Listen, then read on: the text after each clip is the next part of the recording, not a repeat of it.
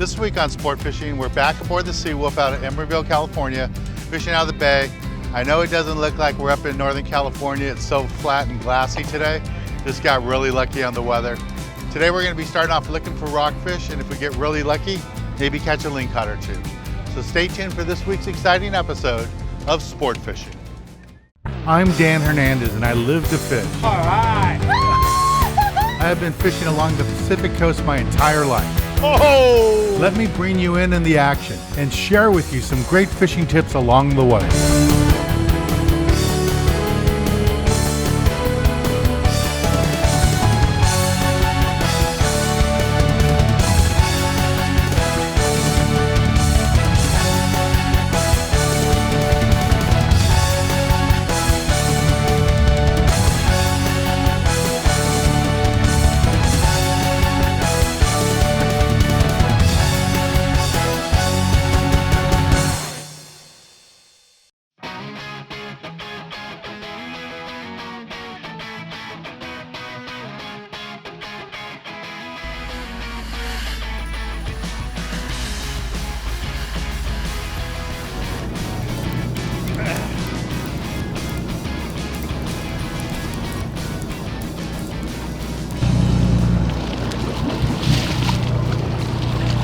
Help.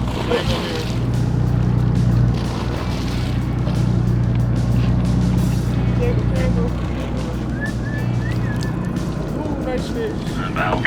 Okay. Might be tangled with somebody. No, here it comes.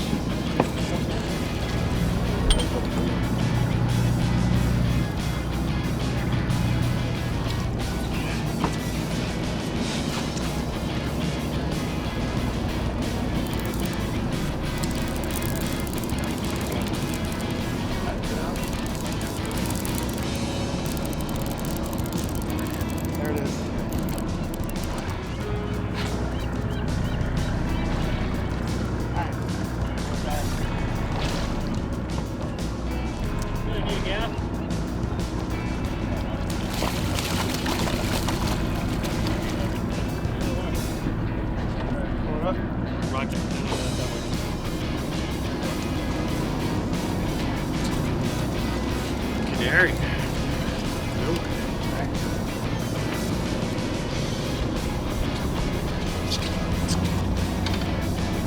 Awesome. Yeah. Not heavy enough. Rockcod. Or a smalling. Same one. Brownie. Oh, a different one.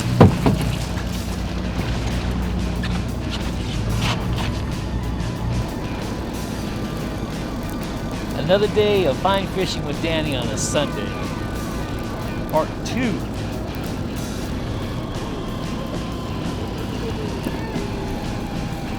There we go.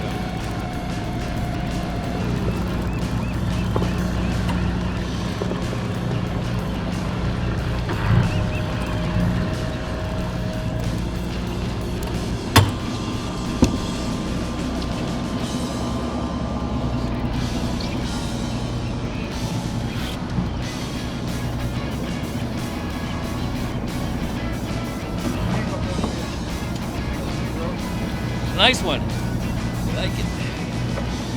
There we go. Thank you, Danny.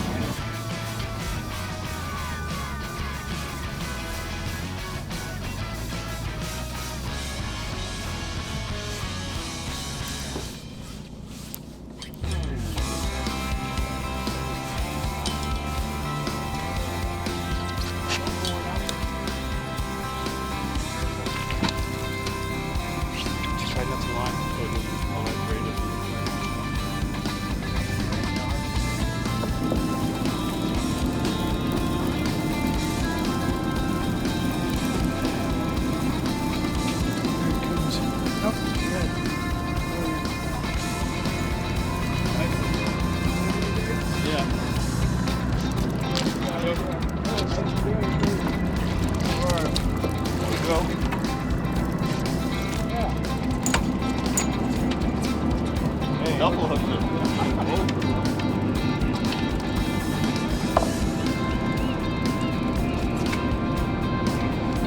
got one, Bob. That's a Fucking beauty. nice one.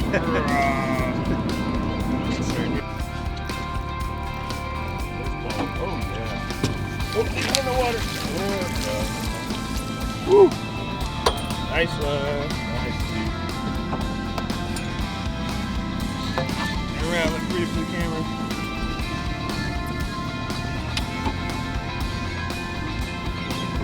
Nice. See you off. I got a little fish, here he comes. My ganyan broke, but I still got my fish. It's a little rockfish, B52 bucktail, strip of squid. You can see the fish ate it, looking up at it. That's what we're trying to catch.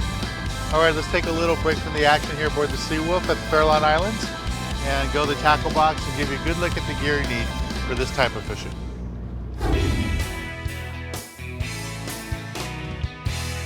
This week in the tackle box, I want to talk to you guys a little bit about what we're doing today. We're over at the Farallon Islands and we're fishing for lingcod and rockfish. When you think lingcod, you normally think you got to fish really heavy gear, but up here in Emeryville, especially at the Farallons, you really don't need to fish super heavy tackle. I like to fish lighter outfit. It makes it more fun to get a 20-pound lingcod in, or even the smaller ones too. So something like this, a level wine reel. I normally fish with 65-pound Spectra and a top shot of like 40-pound. You don't need fluorocarbon because you're going to be fishing down deep, 100 feet, maybe 200 feet. So you can get away with just fishing straight mono. But you really do need the Spectra down below so you have heavier line. And you want a nice sturdy rod. If you don't like to fish small reels like that, you can go up to something like this, 80-pound Spectra, and again, 30 or 40-pound. I'd probably go straight 40-pound for the top shot and just put monofilament. Again, don't bother using fluorocarbon because you're going to be fishing deep. Now, my number one way to catch lingcods, especially up here in this shallower water for 100 feet or a little bit less, is to use a 6-ounce B52 bucktail with a long single tail like this. This just works so good and it's so deadly on the lingcod. You want to drop this all the way down the bottom, bounce it around a little bit. If you don't get bit, wind it up about 5-6 cranks, stop, and then let it flutter down. Lots of times these lingcod will chase it as you're taking it away from them, or they'll sit there with their mouth open for it to come down when it comes down right on them. The two colors I like best for the B52 would be chrome and glow in the dark works really good. Both white and red tails work out really nice. And these single tails are made by AA. They work out really good for this type of fishing. Now, if you're looking to catch a limit of rockfish and not concentrate on a big fish like a lingcod, then what you want to use is 2 B52 bucktails, 1-ounce models in a double dropper loop rig with a large sinker, anywhere from 8 ounces to 12 ounces. If you get in that deeper water, you're going to need 16 ounces. Space them far apart so you can catch 2 fish at one time. And all you can do is put a little strip of squid on it, let it go all the way to the bottom, and just lift it up and down a little bit and let it flutter in the current, and the rockfish will jump all over it. And another way to go to catch a lingcod is to use a metal jig. Now, I like using the 8 and 10 ounce magic metal jigs. You're just gonna let these go all the way to the bottom, dart them straight back up as fast as you can, only about 5 or 6 cranks, stop and let them flutter back down. Kind of like you're working the bucktail, and the lingcods will jump all over these as they go up and down in that water column right along the bottom. You have to be really close to the rocks to catch these rockfish. That's why they're called rockfish. They live right along the bottom. This is the basic gear you're going to need. You might want to bring a few hooks too, in case you want to fish with strips of hooks, but I really like using the bucktails. That way, if your bait comes off, you're still going to catch fish because that bucktail is going to flutter in the current and the fish will bite it. Well, let's get back on the water and show you more exciting action right here on Sport Fishing.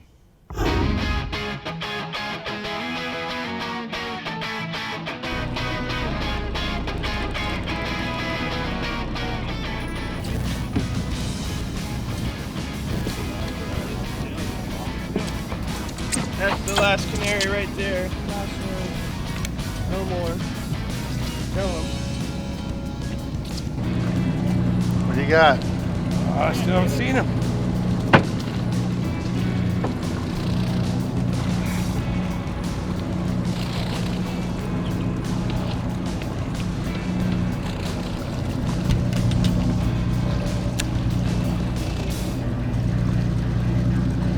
Yes, sir. sir.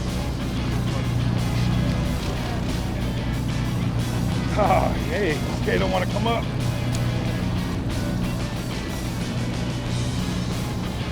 Oh. Where's he at? Color! Oh, this is big. Nah. You don't need a gaff. Don't need a gas. I think I do though. Salmon grouper.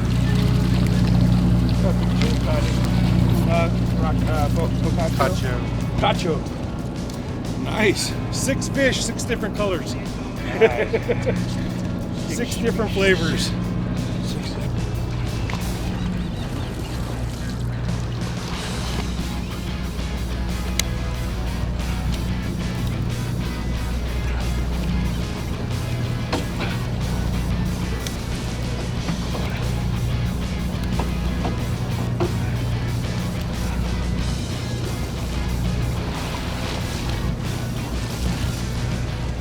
Ling. Small ling.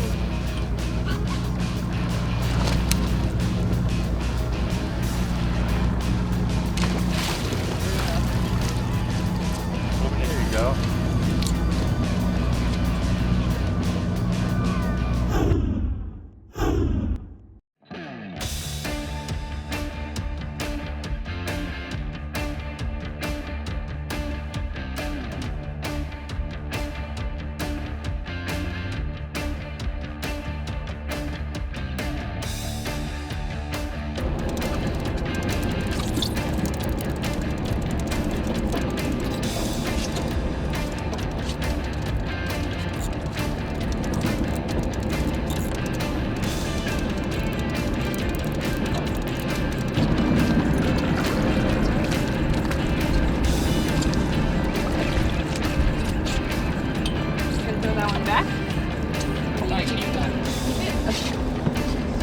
Reel, so generally you don't want to reel all the way up to the tip because that put a lot of stress on it. Oh, okay.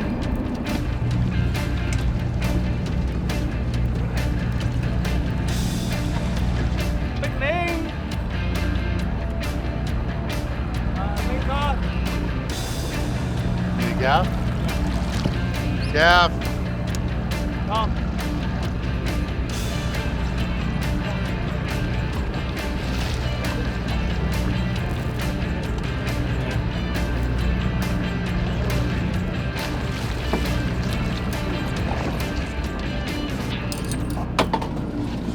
Nice. Sir. Just fishing a bucktail down on the bottom. Got bit. Doesn't feel like a big fish, but it feels like a fish. And that's what's nice about fishing out here at the Fair Lawns. So many rockfish. It's pretty easy fishing. See what I got here. There he is, there's color. Another little rockfish. There we go. All right, let's take a little break from the action here aboard the Seawolf and go to the galley and show you how to cook up one of these delicious rockfish we're catching today.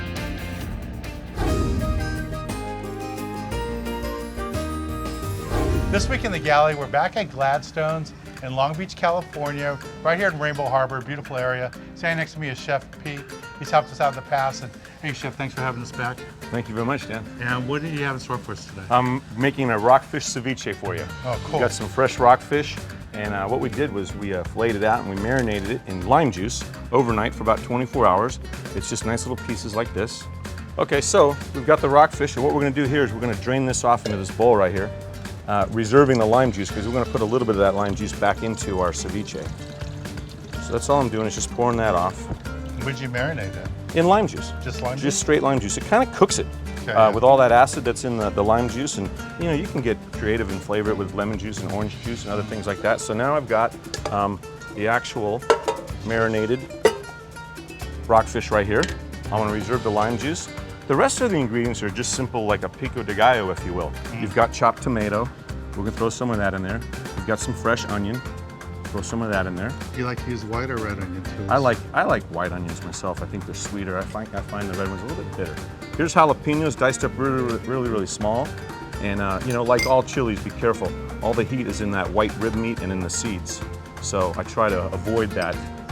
And but I do like jalapeno. And then I've got some fresh cilantro right here. And we're just gonna give this a little bit of mix. And like you said, the fish is basically already cooked since it's sat Already cooked, overnight yeah. in the refrigerator. Now for me, just a touch more of my juice back, just so it has a little bit of a wetness to it. Okay. And there you have It's done. It's done. So we've got a nice little trick glass right here, supreme dish. We'll fill this bad boy up here like this. Put it on a plate like this for you. Garnish with some fresh tortilla chips. And at this point in time, if you'd like to, we can garnish that with an avocado. I was gonna just eat it. I'm just gonna eat it. I gotta have a little avocado in there too, right? Yeah. And there's a nice little garnish avocado for you. Nice. Maybe a little bit more cilantro on the top of that, just for fun. And a little bit of fresh lime. Finish it right up the end. And there you go, ceviche. Oh, I gotta try this. This is one of my favorite dishes. And Chef, like I was telling you, this is one of the dishes I hear from viewers a lot. They're asking how to make ceviche. And when you look it up online, some recipes, there's all different kinds of things you can do to that. You can add orange juice, you can use serrano chilies, you can even use habanero chilies. Be careful, those are the hot ones. But they're very flavorful, and if you get that rib meat out and you get those seeds out of any chili, that's where the heat is, and then you can start to taste the different flavor profiles of different chilies. This is so good. Glad you like it. Any other tips for people? I can't think of any at the moment. Everything fresh, that's what it's all about. You've caught some fresh fish, let's eat it fresh, let's not let it sit around. And I don't think, for me, if you throw it in the freezer, there's other applications. I don't think that frozen fish makes a good ceviche. Sure. But it does, depending on the fish, it'll come off the grill nicely later in time. And I know you marinate this overnight. Is it mandatory overnight, or can you do it for like 2-3 hours? You could do it for, I would say, 6-7 hours. It kind of depends on the size of the meat that you cut up. So the smaller you cut it, the less time you need to marinate it. But that could probably get away with 6 hours. No, but this one is, the flavor is so embedded in it, and I guess that's from overnight. Right. I've never soaked it that long. That's really good. Well, thanks, thanks, Chef. A pleasure. We're here at Gladstone's in Long Beach, California, Rainbow Harbor. Right behind us is Aquarium Pacific, Pierpoint Sport Fishing. Just a beautiful area. Come on down. Well, thanks again, Chef. Let's get back on the water and show you more exciting action right here on Sport Fishing.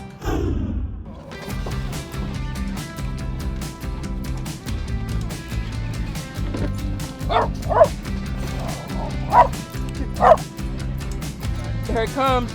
Got color.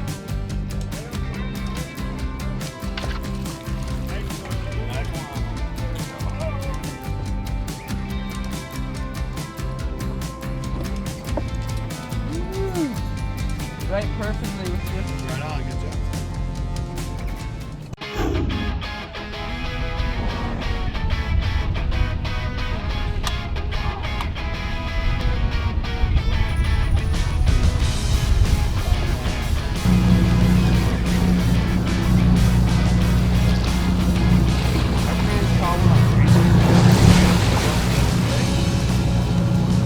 A copper?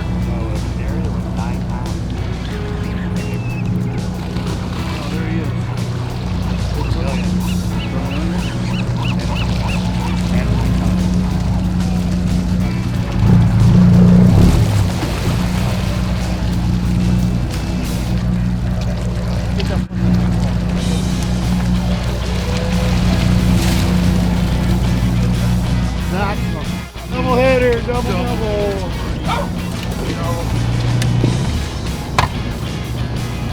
Yeah, Seawolf.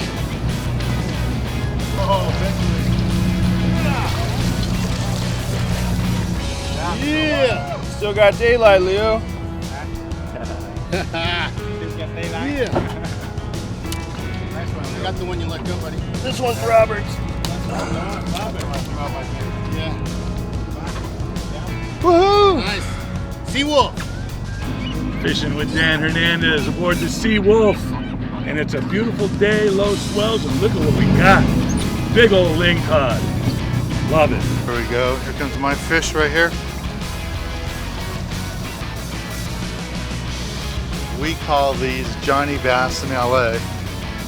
These guys call them yellows. These are nice little rockfish that taste good. Got him on the jig. All right, let's take a little break from the action, and when we return, I'll be giving you this week's tip of the week.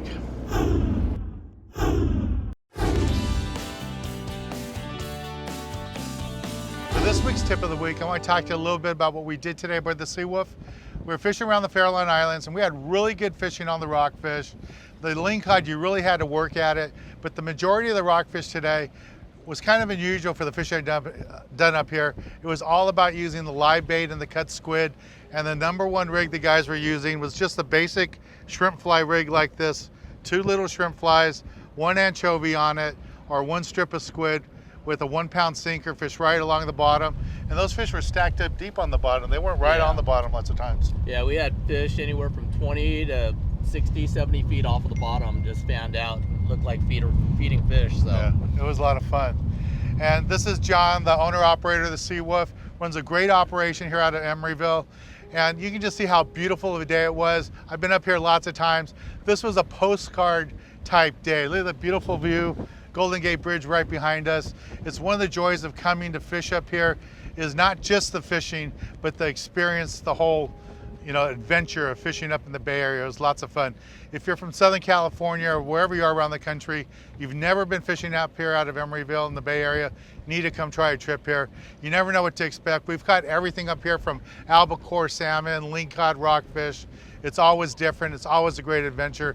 And fishing with John and the crew up here is always a lot of fun. Anything you want to tell the guys, John?